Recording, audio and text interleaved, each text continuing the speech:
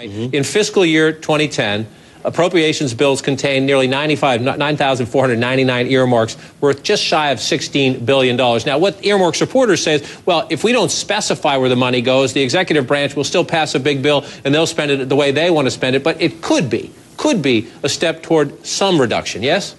Yes, and this is a step in the right direction, and Mitch McConnell deserves a lot of credit for this. He was dragging his feet, but he heard the message, not only of the conservative base, but I think the vast majority of the American people who understand that there's something crooked about anonymous earmarks. And they've been sending this message for a long time, and I think it's great that he's taken this message to step forward, not only for Mitch McConnell and the Republican Party, but for the whole Congress, hopefully. But, Roland, and this is the next test, I guess, if you'll save billions through earmarks. Many people have looked at the bigger picture of the deficit and said, okay, fine, we could cut, we got to cut some Pentagon spending, we got to cut this. The left is in screaming that you can't touch Social Security or Medicare, and the right screams saying, absolutely don't put any revenue or tax increases on the table. What's the next big test?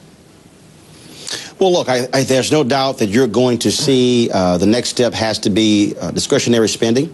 The left, they're not going to like that, but there's going to have to be some tightening there. You also have seen Secretary of Defense Bob Gates order not only the massive review of Pentagon contracts, but also making it clear what we simply cannot afford.